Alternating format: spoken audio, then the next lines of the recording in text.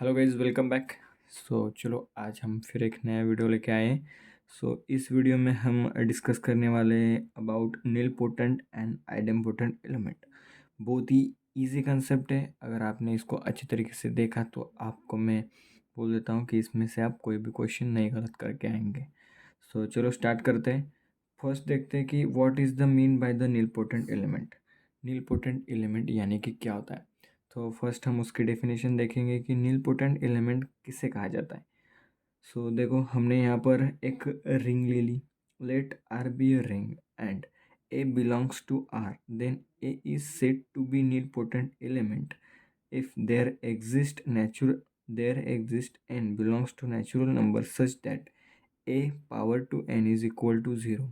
So definition तो हमने पढ़ ली। इसका मतलब क्या हुआ? तो इसका मतलब ये हुआ कि अगर हमने कोई भी एक रिंग ले ली, ठीक है, एक हमने रिंग ले ली एंड उस रिंग में से अगर हमने कोई भी एक पॉइंट ले लिया, कोई भी अगर एक हमने एलिमेंट ले लिया, तो उस एलिमेंट को हम नील पोटेंट एलिमेंट कब कहेंगे? तो जब उसमें ऐसे कोई भी अगर हमने नेचुरल नंबर का उसमें हमने पावर रख ली। यानी कि समझो एक रिंग है जिसमें एलिमेंट्स है 2 4 6।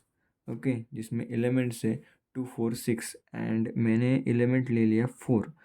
तो मुझको जानना है कि ये जो 4 लिया है मैंने, ये नील पोटेंट एलिमेंट है या नहीं है। तो मैं क्या करूँगा, तो इस एलिमेंट जो मैंने एलिमेंट लिया है उसमें से नेचुरल नंबर में से कोई भी एक का पावर कर दूंगा। यानी कि 4 की अगर मैंने स्क्वायर किया तो इसका जो वैल्यू है वो इसकी वैल्यू क्या आनी चाहिए? 0। लेकिन यहाँ पे इसकी वैल्यू आती है कि 0 नहीं, तो 4 का स्क्वायर क्या आता है? 16। तो इस तरीके से 4 का वैल्यू 0, 2 का अगर हमने देखा 2 नील पोटेंट एलिमेंट है या नहीं है देखने के लिए हमने चाहा, तो हम क्या करेंगे, 2 का कोई भी स्क्वायर करेंगे या फिर क्यूब करेंगे या फिर 2 पावर 4 करेंगे, 2 पावर 5 करेंगे। तो हमको जो आंसर मिलना चाहिए वो क्या मिलना चाहिए? वो मिलना चाहिए इक्वल टू 0। अगर इक्वल टू 0 मिलता है तो हम कहेंगे कि जो हमने एलिमेंट लिया है वो क्या है? नीलपोटेंट एलिमेंट है। चलो, इसको समझने का बहुत ही आसान तरीका है एग्जाम्पल। मैं आपको एग्जाम्पल से समझा देता हूँ। अगर आप इससे नहीं समझे होंगे तो एग्जाम्पल के थ्रू आप आसानी से समझ जाओगे। देखो, मैंने एक रिंग ले ली, मॉड्यूलर रिंग है जिसमें integers 12 plus addition modular 12 and multiplication modular क्या है? 12। अगर आपने ये मॉड्यूलर की मैंने एक मॉड्यूलर की वीडियो बनाई है जिसमें मॉड्यूलर रिंग किस तरीके से होती है एंड मॉड्यूलो किस तरीके से जो होता है वो एडिशन एंड मल्टीप्लिकेशन में किस तरीके से सारी प्रॉपर्टीज़ फुलफ़िल करता है। ये फर्स्ट देख लो। अगर ये आपने देखा है तो ये आपको आसान होगा, या फिर अगर आपने नहीं देखा है तो आप प्लेलिस्ट में जाके उस वीडियो को देख लीजिए, तभी ये आपको अच्छी तरीके से समझ आ जाएगा। चलो, मैंने ये रिंग ले ली है। मुझको पता है कि Z12 में कौन कौन से एलिमेंट आएंगे। 0 से लेके 11 तक। 12 क्यों नहीं आएगा ये भी मैंने उस वीडियो में बताया है। देखो, इसमें तो एक एलिमेंट ले लिया मैंने अगर 0। 0 का मैं कौन सा भी पावर कर दूँ, ठीक है, 0 की नेचुरल नंबर में से मैं कौन सी भी पावर कर दूँ तो मेरा आंसर क्या आएगा? 0 ही आएगा। तो यहाँ पर 100% है कि 0 क्या है? नील पोटेंट एलिमेंट है। याद रखना, किसी भी रिंग में अगर 0 एलिमेंट एग्जिस्ट करता है तो उसका नील पोटेंट एलिमेंट 0 होगा ही होगा। सो अब अब हमको देखना है कि 0 को छोड़ के और दूसरा कौन सा नील पोटेंट एलिमेंट है या नहीं है इस रिंग में। देखो, उसको हम किस तरीके से चेक करेंगे? उसको हम इस तरीके से चेक करेंगे कि अब हम देखेंगे कि 12 के मल्टीपल में कौन सा नंबर आता है क्या इस, ये जो मेरे पूरे एलिमेंट हैं, ठीक है, इसमें जितने भी एलिमेंट हैं उस एलिमेंट में से ऐसा कोई एलिमेंट है कि जिसका स्क्वायर है वो 12 के मल्टीपल में है। देखो, 0 का 1 का स्क्वायर 1 है, 2 का स्क्वायर 4 है, 12 के मल्टीपल में आना चाहिए इन एलिमेंट में से कोई भी नंबर का स्क्वायर। जो 4 का स्क्वायर होता है 12, 12 के मल्टीपल में है क्या? Yes yes. वही देखो, 4 का स्क्वायर होता है 16, 4 का स्क्वायर होता है 16, 5 का स्क्वायर होता है 25, 6 का 36, 7 का 40। देखो देखो यहाँ पर देखो, 7 का 49, 8 का 46, 9 का 81, 10 का 100, 11 का 121। ये जो एलिमेंट है इनके जो स्क्वायर है, इन स्क्वायर में से ऐसा कोई नंबर है जो 12 के मल्टीपल में आता है। 16 आता है नहीं, 25 आता है नहीं, 36 आता है। यस, 36 आता है। 12 के मल्टीपल में 36 आता है। तो 12 × 3 अगर हमने किया तो हमारा आंसर क्या आता है? 36। 6 का स्क्वायर इज इक्वल टू आएगा 0। देखो 6 का स्क्वायर क्या आता है? 36। 36 आता है 6 का स्क्वायर।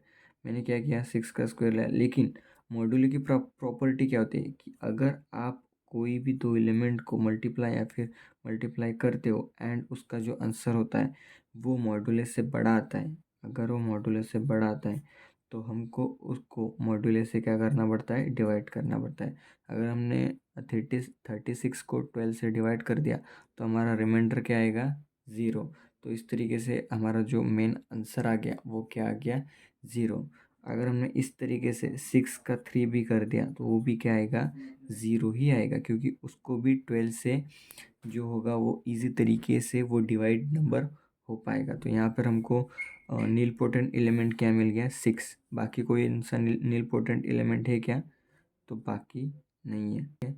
सिर्फ यहाँ पे दो नील पोटेंट एलिमेंट हमको मिल गए, जो कि एक है 0 और एक है 6।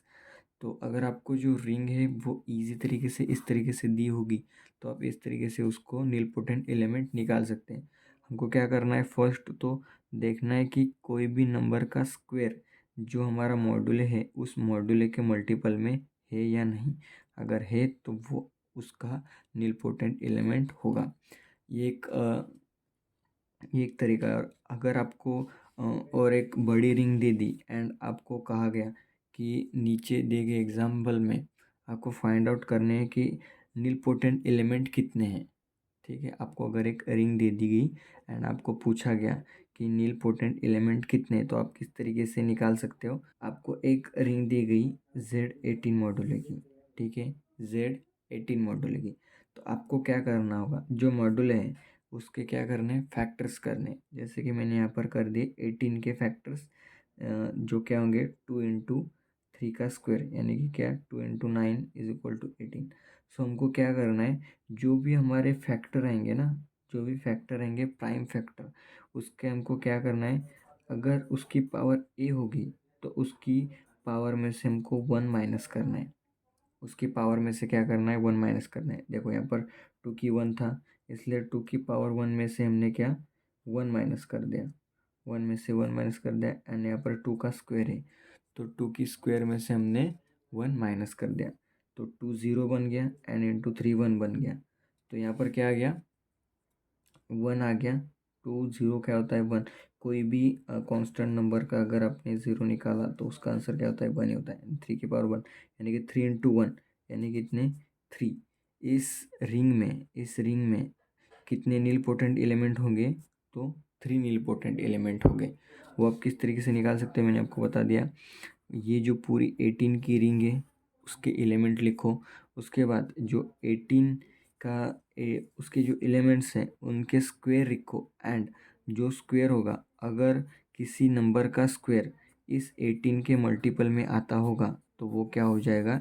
नील पोटेंट एलिमेंट हो जाएगा। इस तरीके से हम नील पोटेंट एलिमेंट निकालते हैं। सो अगले वीडियो में हम देखेंगे कि किस तरीके से आइडेम्पोटेंट एलिमेंट होते हैं एंड उसको किस तरीके से निकाला जाता है। तो चलो मिलते हैं अगले वीडियो में, तब तक के लिए पढ़ते रहिए।